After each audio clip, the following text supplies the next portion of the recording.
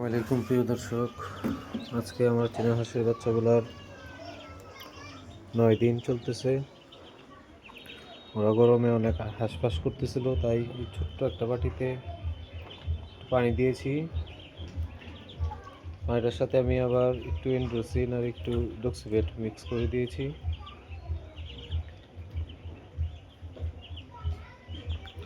আর এই হচ্ছে আমার খাকি ক্যাম্বেলগুলো। 202টা ছিল, এর মধ্যে 12টা ব্রুডিং পিরিয়ডের প্রথম 7 দিনে মারা যায় আর 190টা আছে। এদেরকে এখন গরম বেশি থাকলে গোসলের জন্য পানি দিচ্ছি হাউসে। আজকে 13 দিন বয়স এদের।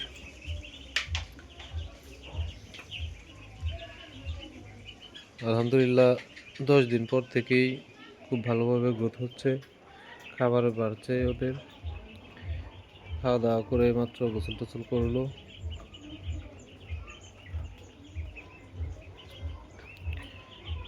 এইবার আমার বাচ্চাগুলা প্রথম অবস্থায় একটু দুর্বল থাকলেও এবার কিন্তু দেখেন আমি 10টার মতো মিক্সিং বাচ্চা পাইছি, আর বাকিগুলা পিওর ক্যাম্বেল। দেখেন প্রায় ম্যাক্সিমাম 90%-এরই আপনার বা 95% মিনিমাম আপনার দেখবেন ঠুটো কালো, পাও কালো। এই জন্য ভাবতেছি এদের মধ্যে থেকে 100টা হাসি আর 10টা হাঁসা রেখে দিতে পারি আমি। আর বাকি যে আপনার 80টা বাচ্চা থাকবে, ওই 80টা আপনার মোটামুটি একটা ভালো সাইজ করে সেল করে দিব। বেছে বেছে আপনার 100টা হাসি আর 10টা হাঁসা রাখবো, এটাই চিন্তা ভাবনা করতেছি। নতুন করে বাচ্চা সংগ্রহ না করে এগুলাকে আপনার, কারণ ধান কাটার তো বেশি দিন বাকি নাই। যদি এগুলোকে আমি ফিশারিতে নিয়ে যাই তাহলে আপনার নতুন করে বাচ্চা উঠিয়ে আবার 1 মাস বয়স করতে করতে ওইদিকে আপনার ধান টান সব কেটে ফেলবে, এবং গ্রামের যে অন্যান্য হাঁস চাষিরা আছে দেখা যাবে যে আমার বাড়ির আশেপাশের সবগুলা খেতে ওদের হাঁসকে চড়িয়ে দিবে। পরবর্তীতে আপনার আর আমার হাঁস নিয়ে গিয়ে আর লাভ হবে না। তো এই হচ্ছে আর কি চিন্তা ভাবনা। 2 মাস অন্তত পক্ষে আমার হাঁসগুলোকে ফিশারিতে রাখার ইচ্ছা আছে। পরে যদি ওখানে দেখি যে আমি সেট হতে পারছি তাহলে আপনার ওখানেই থাকবে, নতুবা আবার এখানে নিয়ে আসবো। ওইদিকে আমার আরও প্রায় আমাদের 8% বা 1 কাঠার মতো জায়গা খালি আছে বাসার ভিতরেই। আর একটা টিন শেড করা আছে পাকা মেঝে সহ। ওইটাতে আপনার মিনিমাম 1000 হাঁস করা যাবে, এরকম টিন শেডের একটা ঘর আছে, 4টা রুম। এর মধ্যে 2জন ভাড়াটিয়া আছে, 2টা খালি আছে, ওইগুলো ভাড়া দিচ্ছি না আপাতত। প্লাস বাকি 2জনও যারা আছে তাদেরকে অন্যত্র সরিয়ে আপনার ওইখানে নিয়ে যাব হাঁসের বাচ্চাগুলো বড় হলে, যদি আপনার ফিশারিতে সেটেল না হতে পারি। পাশাপাশি আমার এক ফ্রেন্ড, সে ব্রয়লার করে মোটামুটি আপনার 8টা শেড, তার এখন 60-70 লাখ টাকার জমিও কিনছে, বাবা মাকে হজ করাইছে, ওর নিজের বিশাল ফার্ম, সব অটো সিস্টেম, পানি টানি দিতে হয় না ভোরে, ওষুধ টষুধ সব জাস্ট খালি একটা ট্যাঙ্কির মতো আছে, ওইটাতে ইনজেক্ট করে দেয়, বাস। পাইপের মাধ্যমে প্রত্যেকটা বাসনে পানির পাত্রে আপনার মেডিসিন পানি চলে যায় অটোমেটিক, কমতে থাকে পানি আর অটোমেটিক ভরতে থাকে বাচ্চাগুলো। আমার ভালো লাগছে এই সিস্টেমটা। তো এগুলার এখনই আমি ব্রয়লারে যাব না, ও বলছে যে সব কিছু ওই বুঝবে, এভরিথিং, খাদ্য বলেন, হাঁসের বাচ্চা বলেন, সব কিছুই। তবে আমার চিন্তা হচ্ছে আপনার, ও বুঝলেও তো আপনার দিন শেষে লস যদি হয়েই যায় তাহলে তো ওই ক্ষতিপূরণ তো আমারই দিতে হবে। ও হয়তো লাভটা সব ছাইড়া দিলেও তো আমার একটা ক্ষতি হয়ে যাবে। এই জন্য আমি আপনার আগে এগুলোর একটা গতি করি।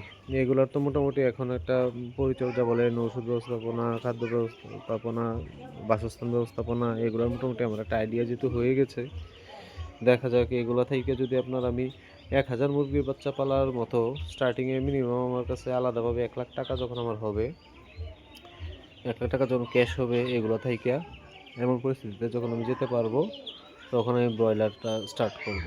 যেহেতু আমি বললামই আমার ফেসিলিটিস আছে অনেক, তো এই ফেসিলিটিস যেহেতু আছে ওইদিকে চিন্তা ভাবনা করার ইচ্ছা আছে।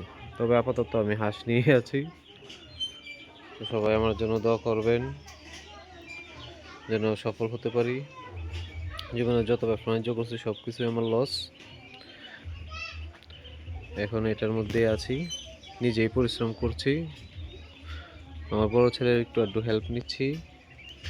আদারওয়াইজ আমি এখনও কোনো দিন মজুর দিয়ে কোনো কাজ করাই নাই, নিজেই করতেছি যতটুকু সম্ভব পরিশ্রম করে যতটুকু সেভ করা যায়। এই যে দেখেন আমি এই যে ঘরটা আপনাদেরকে আগে দেখিয়েছিলাম, কম্বল আর আপনার পলিথিন দিয়ে যে ছাউনিটা করলাম, এখন আমি আপাতত গাঁথনি করতেছি।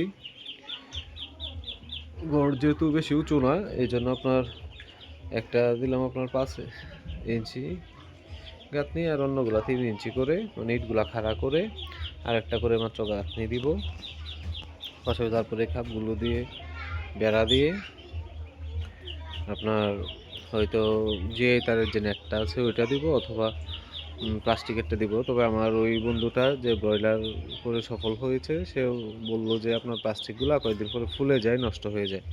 এই জন্য সে জিআই তারের যেটা ওই বেশি দামিটা না, একটা কম দামি আছে চিকন চিকন তারের, 35 টাকা বা 40 টাকা ফিট, ওইটা নিতে বলছে। আর বেশি দামিটা তো এখানে কোনো প্রয়োজনই নাই, যেহেতু আমার এখানে জানেন বিড়াল বলেন, পাখি টাকি ক্ষতি মানে চিল চিল টিল কাক এইসবের তেমন উপদ্রব নাই।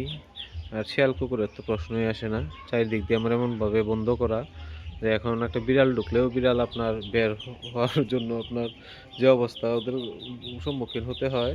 একবার একটা ঢুকেছিল, পরে আপনার ওইটাকে বের করতে আমারও কষ্ট হয়েছে, ওরও আপনার অনেক ব্যাক পেতে হয়েছে। এরপর থেকে আর একটা বিড়ালও আমি দেখি নাই এখানে আসতে। তো মোটামুটি এই জায়গাটা সেফ, বাট ওই দিকের যে আপনার জায়গাটা ওই যে দেখেন জিও শিট দেওয়া যে ঘরটা, ওই ঘরটার কথা আমি বলেছি, ওই যে ফাঁক দিয়ে দেখা যায় ওই যে চালটা, তো জিও শিট দেওয়া চালটা একটু পুরানো হয়ে গিয়েছিল, একটু একটু পানি পড়তো তাই জিও শিট দিয়ে দেওয়া হয়েছে।